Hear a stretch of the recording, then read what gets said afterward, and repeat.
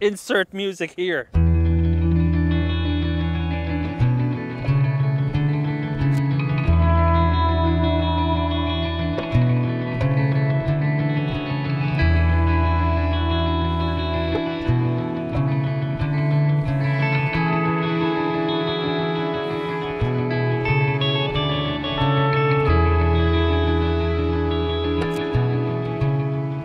Hello there folks, and how is it going? And welcome back to another video.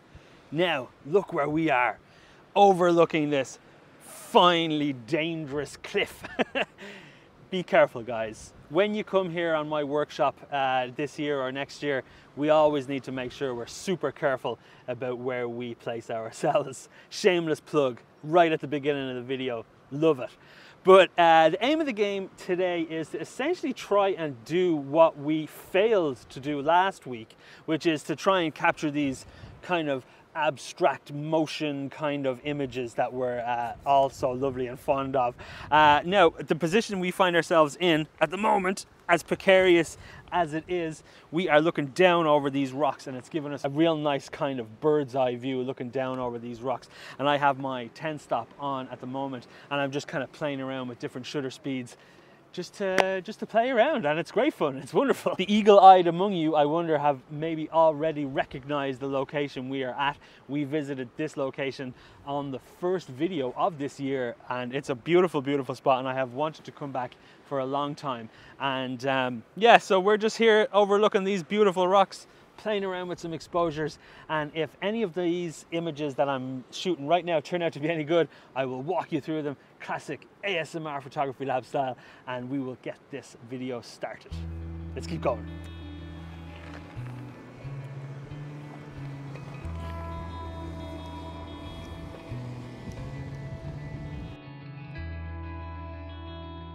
Welcome friends to the ASMR photography studio, and welcome to some more black and white photography. It has become abundantly clear to me as I have embarked on this wanting to learn how to process and shoot black and white images that the conditions you shoot play a huge role in how the overall images are going to look and feel when converted to a black and white frame. These two images that I present to you now, I feel are a good representation of that penny drop moment for me, because the harshness of the light only stands to accentuate that really strong contrast in the frames, and then us in post-production as post-production experts we can then use that harsh contrast to embellish and really kind of make the images pop a bit more. And that's one thing that I feel like I've kind of done here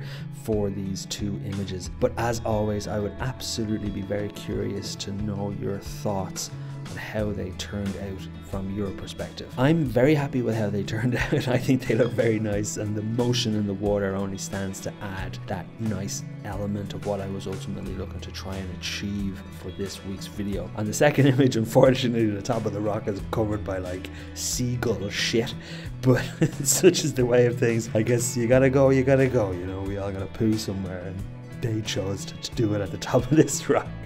But again, it only stands to add a nice painterly feel, almost like the painter let the white paint drip down the wall instead of fixing it afterwards. But anyways, super happy with how these turned out.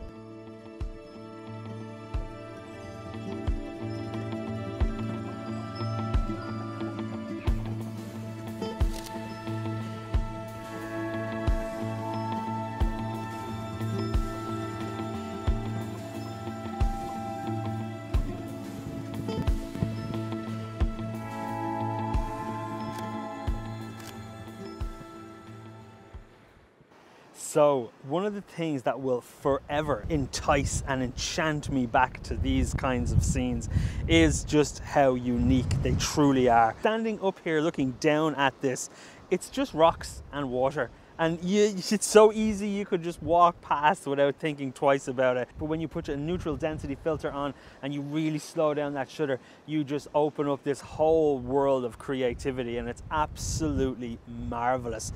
And it's just, all I'm trying to do is capture shapes, motion, and stillness. So you've got that juxtaposition between the rocks that are down there, the motion in the water, and then trying to create these abstract shapes. It's truly, truly wonderful, and it'll always, always pull me back to these kinds of scenes. So let's fire away and let's keep going.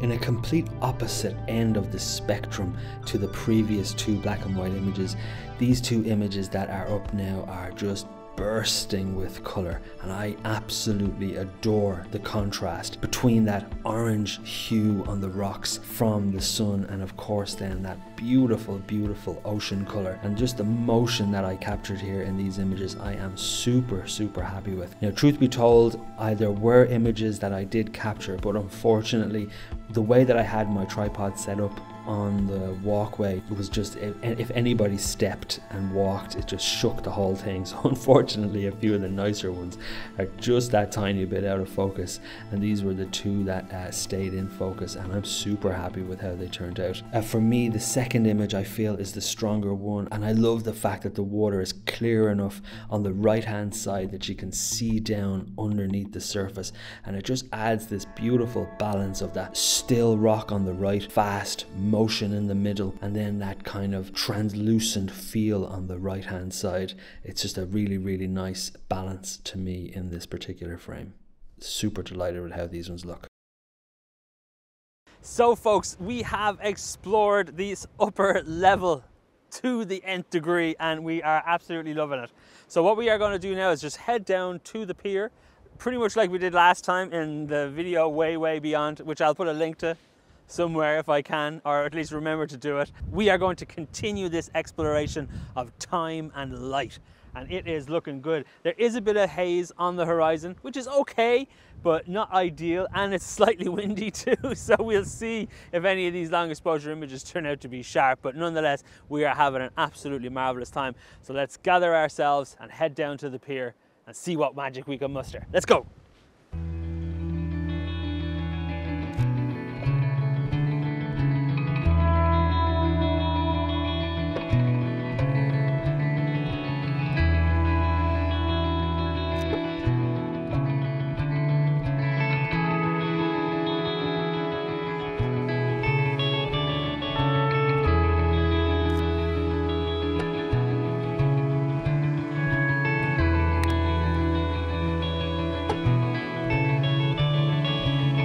So one of the marvelous things about photography is getting to revisit places that you have visited before. This is such a prime example of why that's so marvelous, because the last time we were here I came up this path, and yes, sure, I took a picture from just further down that I absolutely adore. That's actually on the print store. Shameless plug number 2 in video today.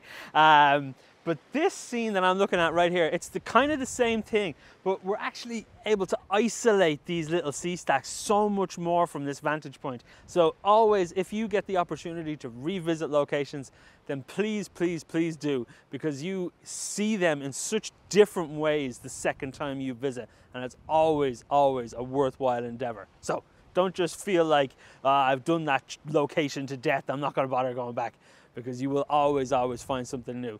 So let's continue on shooting, and if these pictures turn out to be any good, which I hope they are, we'll walk through them now in just a moment.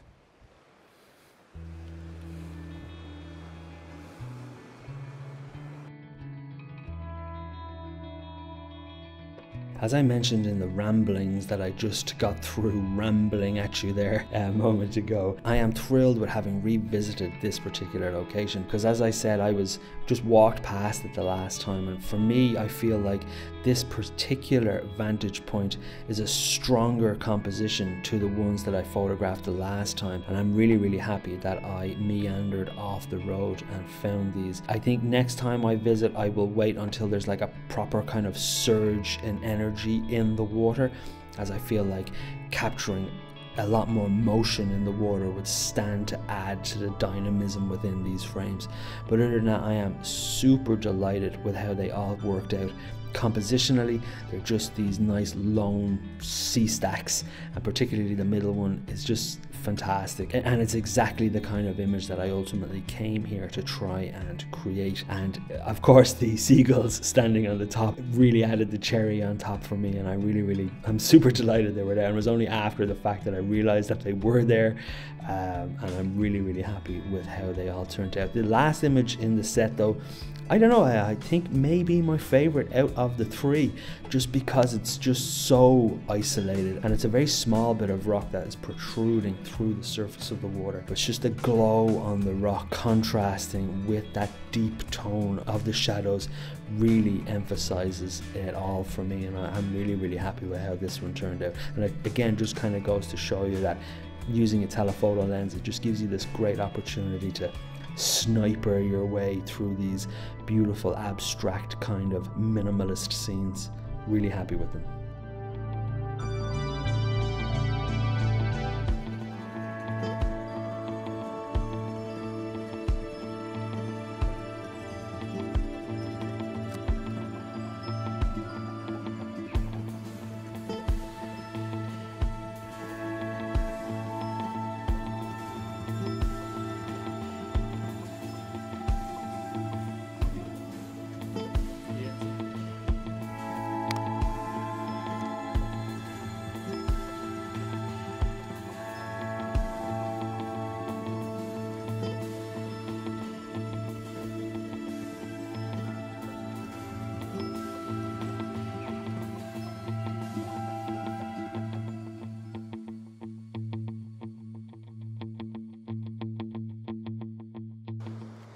So as we were walking down this walkway, I don't know what you call it, the road to the pier, I've essentially noticed the wonderful sea stack that's out here in the distance is just catching a nice bit of light on the side. So I have zoomed all the way in and I have taken about a 5-second exposure just to see if I can try emphasize. One of the beautiful things about photographing this coastline is that when the sun is on the cliffside and the rock faces, they emit such a beautiful orange glow, and it's so beautifully contrasted between the blue of the water. Sorry, I'm just laughing here. Orla stood on a snail on the way down and she's freaking out behind the camera. So thankfully we've got the thing on a tripod, or else it would be like senior Spielbergo moments. But nonetheless, we are having a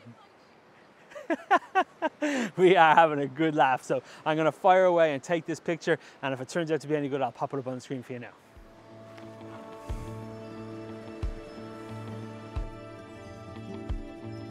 This is the result of me photographing just that sea stack's edge. Again, like all of the previous ones, the glow on that rock face really just helps add to this image.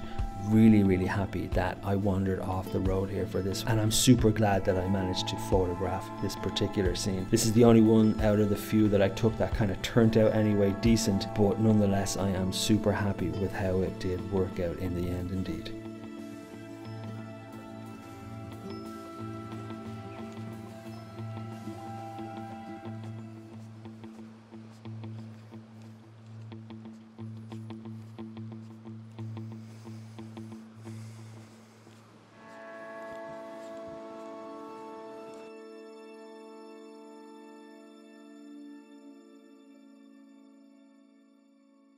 It is now 20 to 9 and the sun is due to set in maybe like 5 minutes or 10 minutes, but it has, as predicted, gone behind the bank of cloud. So we have lost that nice directional light that gives us that beautiful contrast of the orange and the blues. But nonetheless, we are going to hang around for another small bit longer, and I am going to just play around with some like really long exposures. Ideally, I would prefer, as you can see, the water is surprisingly calm for high tide in particular as well. Usually it's quite crashy and bashy, but you know, we're getting on with it. So I'm going to just play around now with some really long exposures. I left my intervalometer at home, of course I did, but I have the app that you can connect to the camera that I can control the shutter with that. So I'm going to pop the 10 stop back on and just play around with like 3 minutes and 4 minute exposures just to see why not, and then we'll have a look at those if any of those turn out. So let's set ourselves up and let's fire away.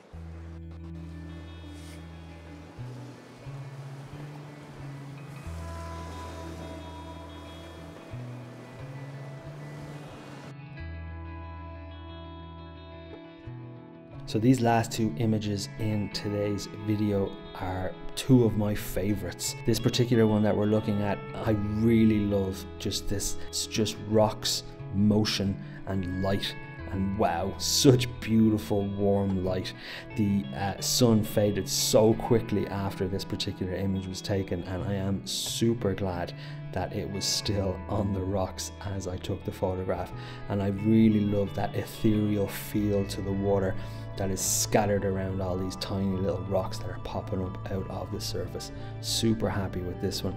In the last frame, this is super abstract. This is just one of the steps that lead down into the water, and I found that the nice sharp contrasting diagonals of the concrete in the water really added a nice aesthetic. And then of course the really long exposure, I think this was about 2.5 minutes in total. That really long exposure really helps to kind of emphasize that static nature of the concrete in the frame, and I really love the way this one turned out. Super blue, but with just the tiniest bit of light still clinging. But again, I would be so curious to know which out of today's video was your favorite, so do please let me know in the comments below. I'd be delighted to hear from you.